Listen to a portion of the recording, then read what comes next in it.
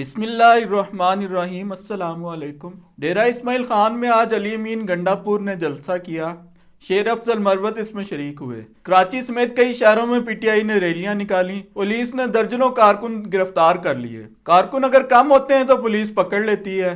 انہوں نے حل یہ نکالا ہے پی ٹی آئی والوں نے کہ بڑی تعداد میں نکلو اور پولیس پہ ہلہ بول دو۔ یہ ایک انتہائی افسوسناک صورتحال ہے جس میں پولیس کو عوام سے لڑایا جا رہا ہے۔ لڑوانے والے وہ ہیں جنہوں نے نواز شریف کو تخت پہ بٹھانے کا عزم صمیم کر رکھا ہے۔ اس میں وہ قوت بھی شامل ہے جس نے تحریک انصاف سے بلے کا نشان چھینا، اور اب برہم ہے کہ سوشل میڈیا میں اس پر تنقید کیوں ہو رہی ہے۔ میاں محمد نواز شریف نے جلسے سے خطاب کرتے ہوئے وعدہ کیا کہ حکومت ملی تو لاہور سے سیالکوٹ ٹرین چلائیں گے۔ یہ انتخابی وعدہ تو معقول ہے۔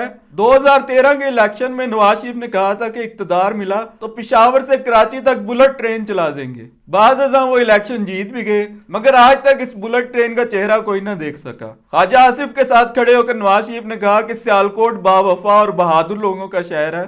اس میں تو خیر کوئی شک نہیں، مگر حقیقت یہ ہے کہ نواز شریف اور خواجہ آصف دونوں ریحانہ ڈار سے ڈرے ہوئے ہیں۔ حال یہ ہے کہ عمر بھر سیاست کرنے والوں نے ریحانہ ڈار کے کاغذات مسترد کروائے، لاہور ہائی کورٹ سے پھر الیکشن لڑنے کی اجازت ملی۔ ریحانہ ڈار وہ ہیں جنہوں نے کبھی عملی سیاست میں حصہ نہیں لیا، بلکہ ان کے فرزند عثمان ڈار سے جب زبردستی کامران شاہد کے پروگرام میں سرنڈر کرایا گیا تو بیٹے کی جگہ میدان میں اترنے کا اعلان کیا۔ پولیس گردی سے جتنا انہیں تنگ کیا جا سکتا تھا کیا گیا، لیکن وہ ڈٹ کر کھڑی رہیں۔ خواجہ آصف کو نواز شریف نے کہا یہ بڑے زبردست انسان ہیں، یعنی خواجہ صاحب۔ ظاہر ہے کہ دونوں کی نیچر ملتی جلتی ہے تو ایک دوسرے کے ساتھ وہ آسودہ رہتے ہیں، ورنہ اس زبردست انسان کا حال یہ ہے خواجہ آصف صاحب کا کہ قومی اسمبلی میں شہری مظاہرے کو انہوں نے ٹریکٹر ٹرالی کہہ دیا تھا۔ نواز شریف نے سیالکوٹ جلسے میں فرمایا کون کہتا ہے کہ یوتھ مسلم لیگ نون کے ساتھ نہیں ہے، یہ سارا جلسہ ہی 30 سال سے کم عمر والے نوجوانوں کا ہے۔ کہا شہباز شریف نے نوجوانوں سے لیپ ٹاپ اور آئی پیڈ کی بات کی ہے جو سب کو ملیں گے۔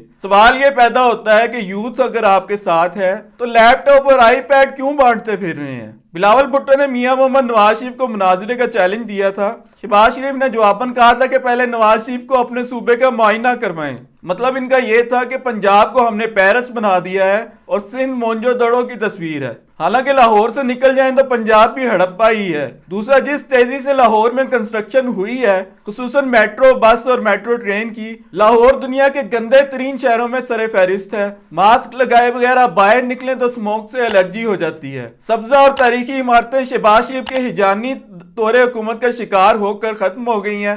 بہرحال بلاول نے کہا کہ آ جائیں، ہم پنجاب اور سندھ کے ایک جیسے شہروں کا موازنہ کر لیتے ہیں۔ اس پر شہباز شریف نے فرمایا کہ مناظرے کی تو ضرورت ہی نہیں، عوام نے کارکردگی پرکھنی ہے، میدان اور گھوڑا حاضر ہے۔ میں نے پہلے ہی کہہ دیا تھا کہ کبھی مناظرہ نہیں کریں گے۔ شہباز شریف نے یہ نہیں بتایا کہ جو میدان اور گھوڑا حاضر ہے اس گھوڑے کو فوجیوں نے اپنے کندھوں پر اٹھایا ہوا ہے۔ اب شہباز شریف اور نواز شریف کی حالت دیکھیں کہ ساری زندگی سیاست میں گزاری، کئی بار حکمران بنے، دنیا کے ہر ملک کے دورے کیے، ابھی بھی ذہنی طور پر وہ اس قابل نہیں کہ کل کے چھوکرے بلاول کے ساتھ مناظرہ ہی کر سکیں۔ نواز شریف نے 2 روز قبل ارشاد کیا تھا کہ پختونخوا کے لوگ کم عقل ہیں کہ انہوں نے عمران خان کا انتخاب کیا۔ اس پر اے این پی نے جواب دیا، کیونکہ وہ بھی پختون ہے، کہ 3 بار وزیر اعظم رہنے والے شخص کو یہ بیان زیب نہیں دیتا۔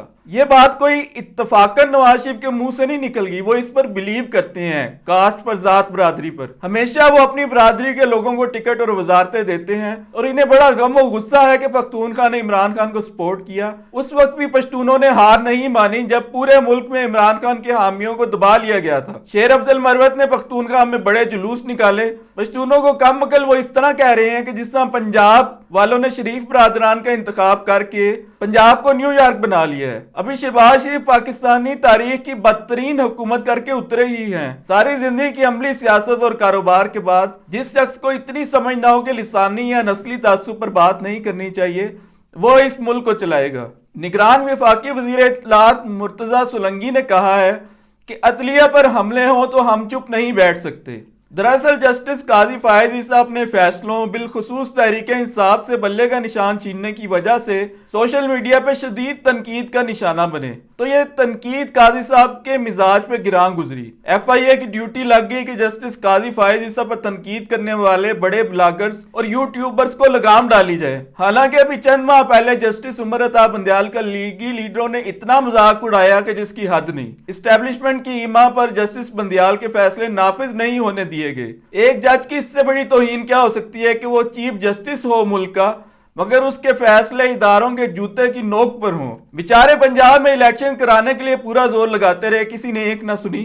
ان پر الزام لگایا گیا کہ وہ عمران خان کے سپورٹر ہیں، حالانکہ ان کا قصور صرف اتنا تھا کہ عمران خان کو سبق سکھانے میں اسٹیبلشمنٹ اور نون لیگ کا ساتھ نہیں دے رہے تھے بلکہ نیوٹرل تھے۔ ان کی ساس کی آڈیو کال لیک کروائی گئی۔ جسٹس عمر عطا بندیال تو اپنی ساس کے سیاسی نظریات کے ذمہ دار ہیں، نواز شریف البتہ حسین نواز اور حسن نواز کے مالی معاملات کے ذمہ دار نہیں۔ جسٹس قاضی فائز عیسیٰ نے پارٹی الیکشن کو بنیاد بنا کر تحریک انصاف سے بلے کا نشان چھینا۔ اب یہ ایک مکمل طور پر متنازع الیکشن ہے، اس پر بھی اگر تنقید نہ ہو تو کیا ہو؟ کس کس کی زبان بند کرائیں گے؟ جو چپ رہے گی زبان خنجر، لہو پکارے گا آستین کا۔ آپ کے قلم کی سیاہی چیخ چیخ کر گواہی دے رہی ہے جو اس الیکشن کو متنازع بنانے میں کردار آپ نے ادا کیا۔ جسٹس قاضی فائز عیسیٰ صاحب کو یہ نظر آ رہا ہے کہ پی ٹی آئی کا الیکشن ٹھیک نہیں ہوا، بھٹو کی پھانسی غلط ان کو نظر آ رہی ہے۔ اگر نہیں نظر آ رہا تو یہ نہیں نظر آ رہا کہ پولیس کس طرح تحریک انصاف کے کارکنوں کو ریلی اور جلسوں سے روک رہی ہے۔ ملک کی سب سے مقبول جماعت کا گلا دبا دیا جائے، اسے اپنی انتخابی مہم نہ چلانے دی جائے، اس کا نشان چھین لیا جائے، لیکن جواب میں تنقید کوئی نہ ہو، یہ ہے معصوم سی خواہش۔ ایم کیو ایم نے اعلان کیا ہے کہ پنجاب کے وزیر اعظم کو اپنے ووٹ دیں گے، یعنی نواز شریف کو وزیر اعظم بنانے میں نون لیگ کا ہاتھ بٹائیں گے۔ مصطفیٰ کمال نے کہا ایم کیو ایم کے بغیر کوئی وزیر اعظم نہیں بنے گا۔ ایم کیو ایم کو ان کا یہ فیصلہ مبارک۔ البتہ ایم کیو ایم اور نون لیگ کی حکومتوں کا ماضی ملحوظ رکھتے ہوئے ایک شعر ان کی خدمت میں عرض کرتا ہوں۔ کس سے پیمانے وفا باندھ رہی ہے بلبل، کل نہ پہچان سکے گی گل تر کی صورت۔ نواز شریف کو اگر واضح اکثریت مل گئی، جس کا امکان بہت کم ہے، تو ایم کیو ایم کو انہوں نے پہچاننا بھی نہیں۔ بلاول نے جواب میں یہ کہا ہے کہ کراچی کو تشدد کی سیاست کرنے والوں نے کچھ بھی نہیں دیا، یعنی ایم کیو ایم نے۔ مصطفیٰ کمال نے کہا پیپلز پارٹی اعلان کرے کہ وہ ہمارے پاس ووٹوں کی بھیک مانگنے نہیں آئے گی، یعنی یہ ایم این ایز اور ایم پی ایس کے منتخب ہونے کے بعد جب وزیر اعظم کا انتخاب کرنا ہوگا قومی اسمبلی میں، تو اس وقت مصطفیٰ کمال کو کچھ صبر سے کام لینا چاہیے۔ پہلے الیکشن جیتنے کا چھوٹا سا تردد تو کر لیں، پھر اس طرح کی باتیں کرتے وہ اچھے بھی لگیں گے۔ مشرق وسطیٰ میں کشیدگی میں اضافہ ہوتا چلا جا رہا ہے، پورا خطہ اس وقت بارود کا ڈھیر بنا ہوا ہے۔ اردن میں امریکی فوجی اڈے پر ڈرون حملے میں 3 امریکی فوجی ہلاک ہو گئے۔ امریکہ نے کہا ہے کہ یہ حملہ شام سے ایرانی حمایت یافتہ عسکری گروپوں کی طرف سے ہوا ہے۔ اسرائیل لبنان کی سرحد پر گولہ بارود اور توپیں اکٹھی کر رہا ہے کیونکہ حزب اللہ بار بار اسرائیل پر حملے کر رہی ہے۔ امریکہ یمن کے حوثی باغیوں کے حملوں سے نمٹنے کے لیے یہ کہہ رہا ہے کہ پاکستان نیوی اپنا کردار ادا کرے۔ حوثی قبائل بھی ایرانی سپورٹ ہی رکھتے ہیں، انہوں نے اسرائیلی بحری جہازوں کے خلاف کریک ڈاؤن کر رکھا ہے۔ امریکہ اور اتحادی کئی بار حوثی قبائل پر حملے کر چکے ہیں، یعنی اس کا مطلب یہ ہے کہ اسرائیل اگر غزہ کی اینٹ سے اینٹ بجا دے تو اس پر حوثی قبائل کوئی رد عمل دیں تو وہ دہشت گرد ہیں، اور پاکستان ان دہشت گردوں کو مارنے میں امریکہ کی مدد کرے۔ سبحان اللہ۔ امریکی محکمہ خارجہ کی اردو ترجمان مارگریٹ میکلاؤڈ نے کہا ہے کہ اسرائیل سمیت خطے کے تمام ممالک کو غذائی قلت سے بچانا چاہتے ہیں، یعنی حوثی قبائل نے اس خطے سے بحری جہازوں کے گزرنے پہ پابندی لگانے سے غذائی قلت کا سبب وہ بن سکتے ہیں، تو امریکہ اس سے بچانا چاہتا ہے سب کو۔ تو ان سے سوال یہ ہے کہ جو 22 لاکھ مسلمان غزہ میں بھوکے مر رہے ہیں ان کا ذکر ہی نہیں۔ یہ ہے عالمی شعور اور یہ ہے عالمی ضمیر۔